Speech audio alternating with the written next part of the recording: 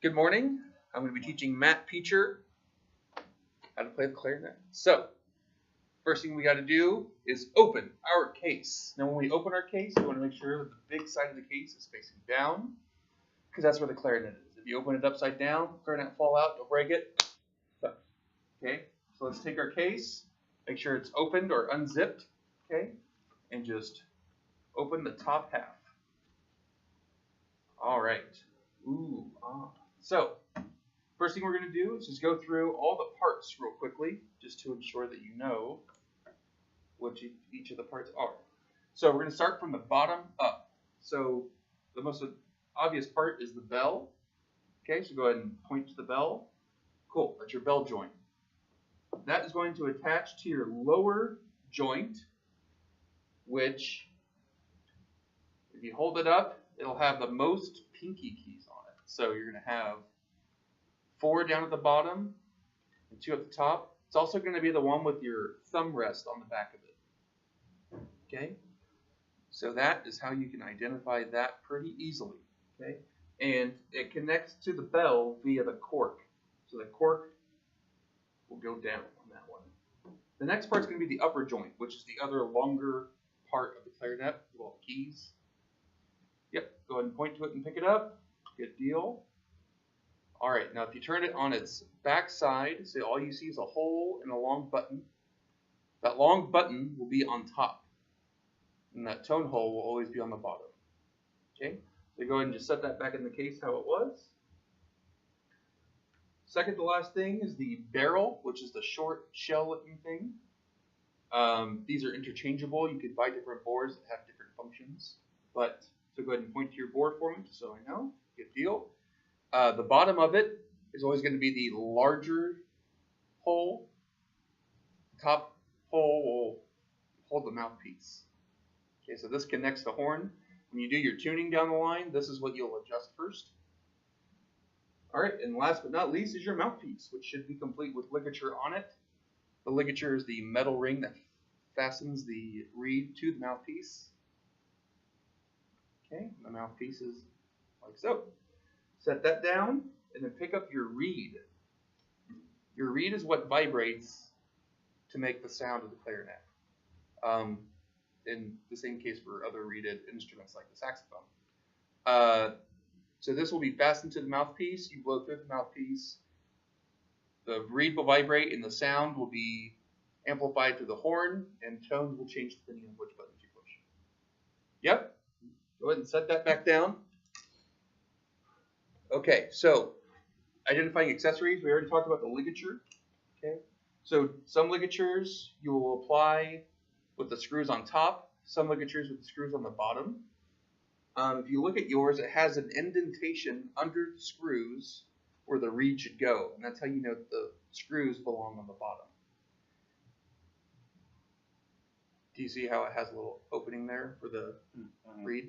If it was completely round and smooth or leather, then the flat, fat side opposite of the screws would go over the reed. Okay. So picking up your reed again, I have a plastic one just for longevity purposes, but yours is made of bamboo, which is comprised of many shoots. So if you can take your reed out. So a reed like yours is made out of wood, which has the same properties and tendencies as wood. So if it is moistened, dried, it is eventually going to warp. Okay, so reed storage is essential in getting the most bang out of your buck for reeds. So you're going to want to store them in a moist place, usually sealed, and but you got to be careful because water will cause it to mold and get bacteria. So what you might want to do is store it with a sponge that has been soaked in mouthwash, and that kills bacteria and keeps the reed moist, keeps it from warping. So go ahead and put it in your mouth.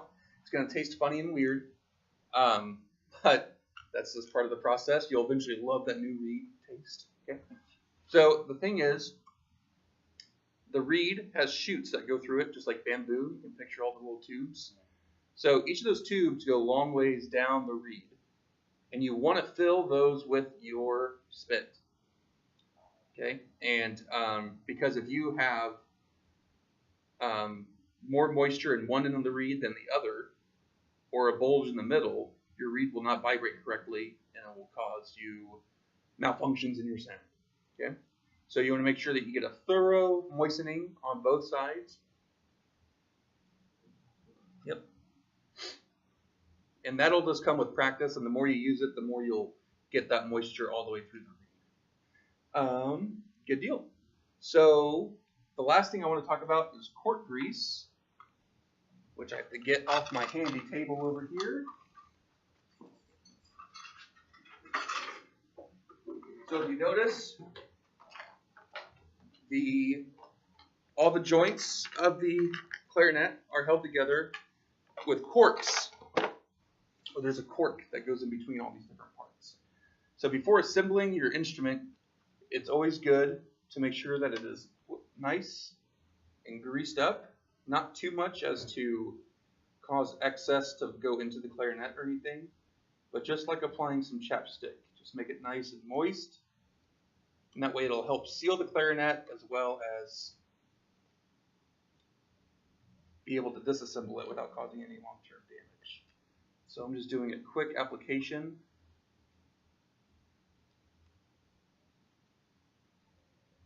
Okay. Do one more on the mouthpiece. Now this doesn't have to be done every time you play your clarinet, but probably at least once a week you're going to want to do that, especially when the weather gets dry. You want to keep that cork moist and keep it from contracting so much that your pieces fall apart quicker. All right, so go ahead and put your reed back in your reed case for now, just to avoid any dropping, and if you need to talk, you won't chew it. So go ahead and just apply some cork grease to your cork.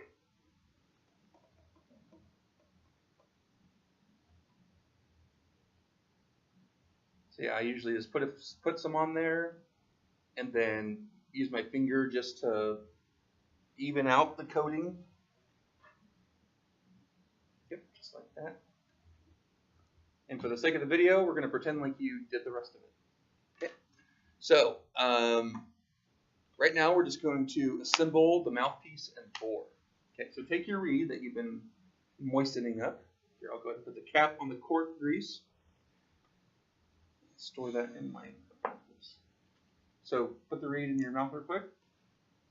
Get your mouthpiece in ligature.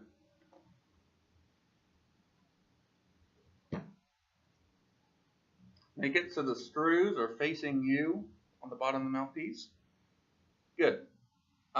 Loosen the screws a little bit, which it's going to go, the top of the screw is going to go towards you. Okay. Now, what you're going to do is just slide the ligature up just a little bit. Take your reed and slide it underneath the ligature on the flat facing part of the mouthpiece, with the flat part of the reed facing the flat part of the mouthpiece. Good. Now lower the ligature back down. And once it hits a catching point, make sure the screws are facing you. And then go ahead and tighten it up, not super tight, but just so it's nice and firm. Okay, before you get too tight, let's make sure that our reed is aligned correctly. So the way you want to do it is you want to align the edge of the reed to the edge of the mouthpiece, but not completely. You want to see just a tiny, tiny line of black from in between the reed and the mouthpiece if you're facing the reed. Now, it's kind of an optical illusion, because if you turn it around and look at the edge of your mouthpiece, you're going to see part of your reed. But that's okay. You want to see just a little bit of it.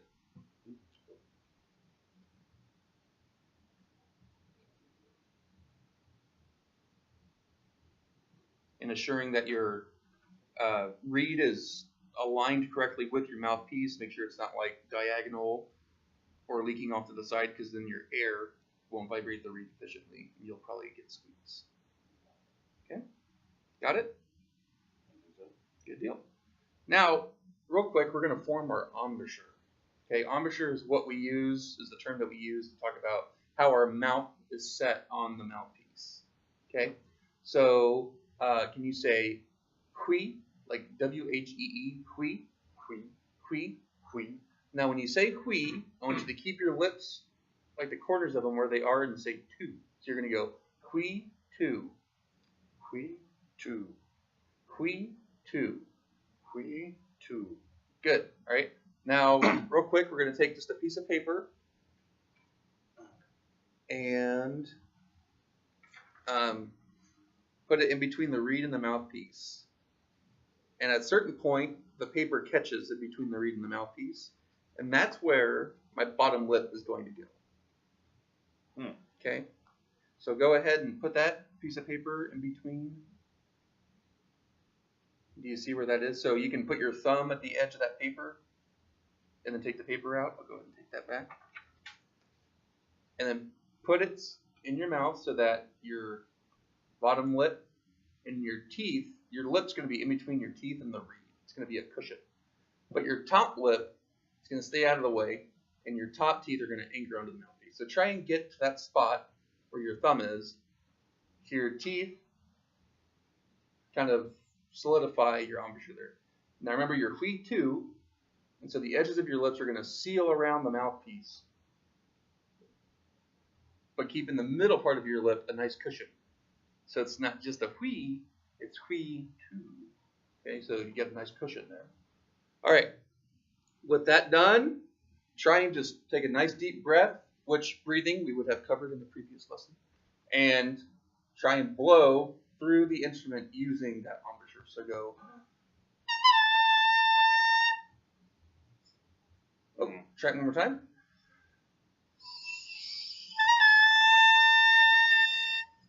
Okay, so from the looks of it, you're not going enough into the mouthpiece.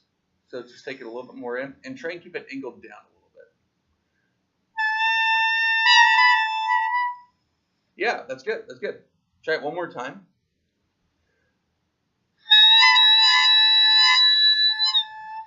Okay, so you're getting a lot of squeaks.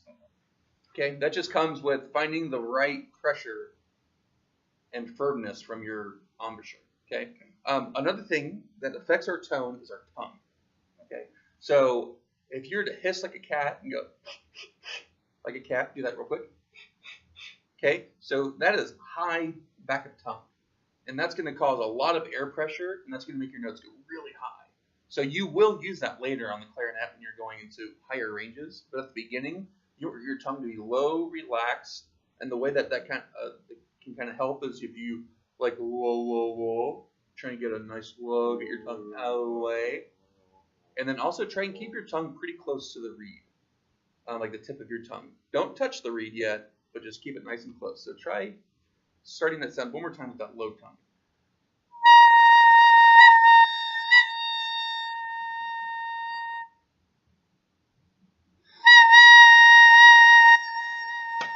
Great, that's the sound we want.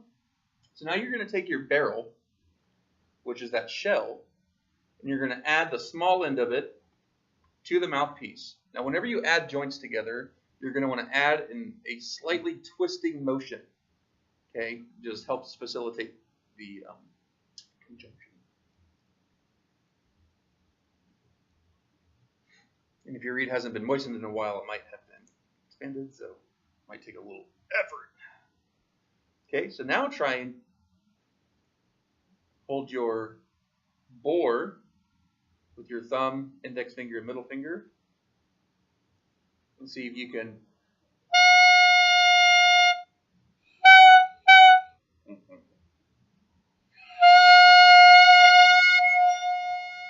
good. And eventually you will want to be able to control the pitch that you do. So although right now it's what you can, and that's just from me moving my tongue. Okay, so make sure that in the future to get high notes you're not fighting. It's all about your tongue and air pressure. It's going to be helpful down the line. So now you're going to set that in your case safely. And we're going to take our bell and our bottom joint. Remember, it has the thumb rest on it that's protruding from the actual joint.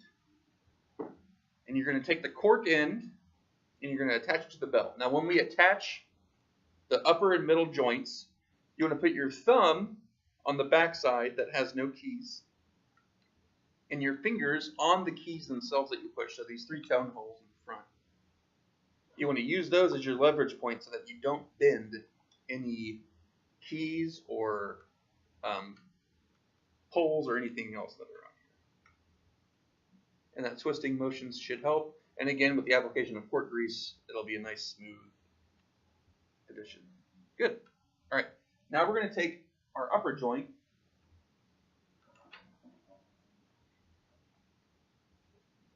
Now this is a tricky one because there are a couple of tendons that attach together here. And you want to make sure that the upper joint goes on top of the bottom joint. So you'll see a tendon there that connects the two. And if you do as we did earlier and put your thumb on the back side that's open underneath the tone hole, and your fingers on the buttons that you're going to push, those will help pop up that tendon so you can just apply it correctly. It takes a little bit of work to get that on there. Okay, so then I always check, even though how much of a pro I am, I always check to make sure that it is the top over the bottom. And it should look pretty natural. Yep. Okay, so second, I make sure that all my keys are aligned. So it should be pretty linear in between all the tone holes and the tendons and all the bars and beams. It all should look like one long instrument. Good deal. Looks good. So now the final piece with our left hand on the tone holes, we're going to take our right hand and apply our barrel and mouthpiece. And I usually set the bell on my lap and use that for extra oomph. And that should just slide right on. Remember, use a twisting motion to help it along. I know. So that cork's pretty dry. Good deal. Make sure that the screws in the flat part of the mouthpiece is aligned with the tone holes on the back where your thumb goes. Okay. So now we're going to talk about how to hold it. Okay. So taking your left hand will always be on top. Okay. So you're going to put your thumb on the tone hole on the back underneath that teardrop key. And your index, middle, and ring finger are going to rest on the tone holes in the front. They're the holes that are exposed. Okay? And you want to make sure that you're using the flesh of your fingers to cover up those holes, not the tip of your fingers, because you want to make sure that they securely fill the tone holes. Okay? Your pinky is going to rest on the pinky key right underneath. Okay. I usually rest mine there, but you've got kind of big old sausage fingers. So just rest it on a pinky key for now. Okay. Your other hand, we're going to be very similar. So thumb's going to go under the thumb rest.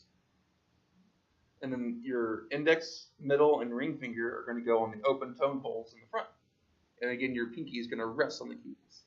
Now, it's important to keep your pinky resting on the keys because if you build the habit of your pinky staying out in space, then later on down the line, you're going to have a hard time finding the right keys.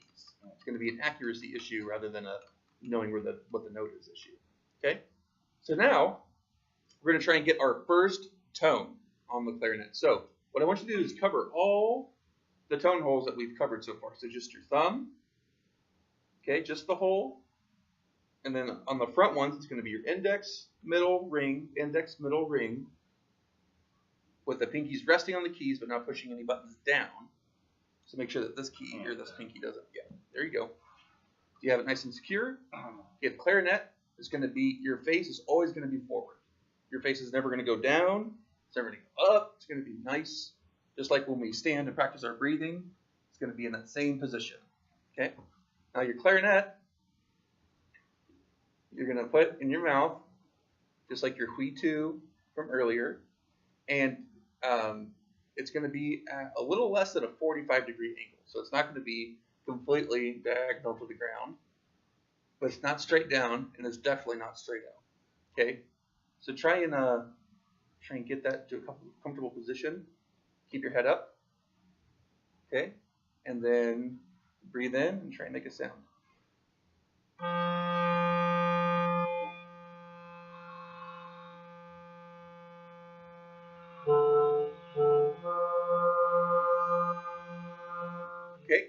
Good sound. Good sound. Now, yeah, make sure your pinkies are resting, not pushing. Yeah, let's go ahead and try that note again, and let's use a little bit more air to really fill up that clarinet.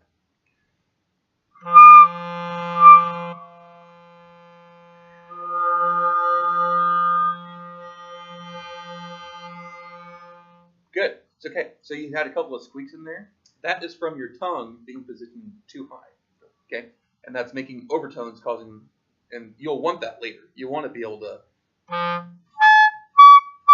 You want to be able to do all that later. But for right now, tongue down, nice warm air, but focused air.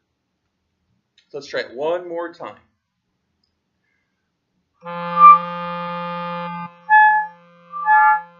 Okay.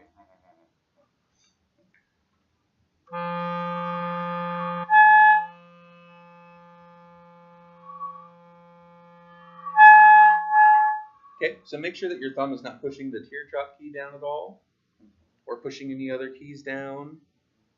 And make sure that your hand is not too tense over the keys, because one, you'll bend them over time.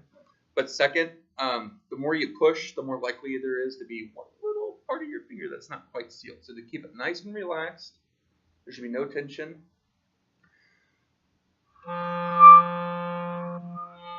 Oh, another difference. So over the mouthpiece with your embouchure, your bottom teeth and your top teeth will not be on top of each other. Over the clarinet like this. Okay. They will be offset like that. So your bottom teeth will be further into the reed than your top teeth. Does that make sense? Mm-hmm. Because of the angle that it's at. Right, yeah.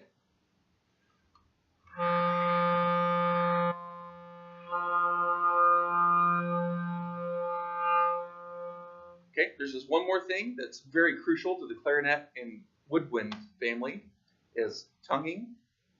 So your tongue should already be pretty close to the reed. So what we're going to do is just say 2, 2, 2, 2, 2, 2.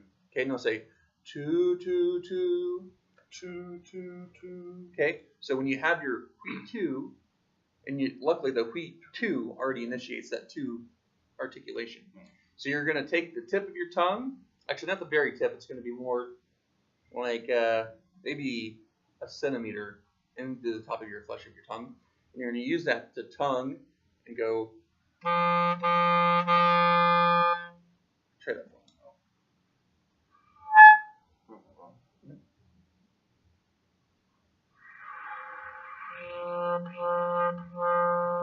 Good. Now from there, it's all about refining and expanding your tone. So that's how you assemble and get your first tone in the clarinet. Now, a very crucial part is disassembly and storage. So what we're going to do is take the most vulnerable part of the clarinet off first, which is the reed. So you're just going to unscrew the reeds, so the top of the screw goes towards you. Don't take the whole ligature off though, and just slide that reed on out of there. There you go, and just set it in your reed case. Whoop, drop mine, typical. Just don't move your feet around. All right, and then let's see what order. All right, so we're going to grab the mouthpiece by the top of the mouthpiece and just twist just the mouthpiece off. So you might need to grab a hold of the barrel. But make sure you don't grab the ligature too hard because that can bend it. So yeah, I highly suggest just grabbing the mouthpiece itself. Good twisting motion. Just combining it with the hole. Yeah. All right, so set that in the spot in your case. It's kind of unfortunate that your case doesn't stay open.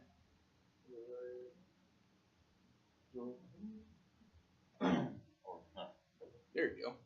All right, so next we're going to go from the bottom up. So we're going to remember taking your thumb and your palm into that blank space on the back of the clarinet and your fingers on the keys because they are supposed to bend that way. And just twist and remove your bell. Set that in your case. Oh! I guess we're fine. So, from here, which we don't have one, sorry, you would take your swab which is a cloth on the end of a string. You'd feed the string through the bottom of the clarinet, pull the string through, and the cloth would pick up any excess moisture. Because if you have moisture, you get mold, you get warping, all kinds of bad things. Okay, so yeah, pretend like we did that.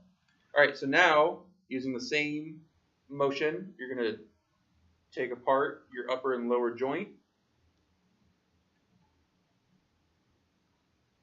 Set your lower joint in the case with the keys facing up. Now, luckily, clarinet cases usually only let you put them in one way, so it's should be pretty easy to find that. Good. All right, now remove your barrel.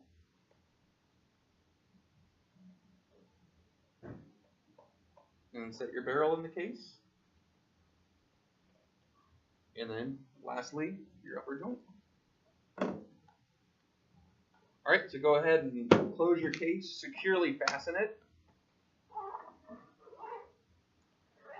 Good. All right, so you're going to want to store this in an elevated, nice storage space that's going to be avoiding of flooding and other things, and make sure that it's in a safe place that won't get stolen. Thank you, math teacher. Thank you, viewer.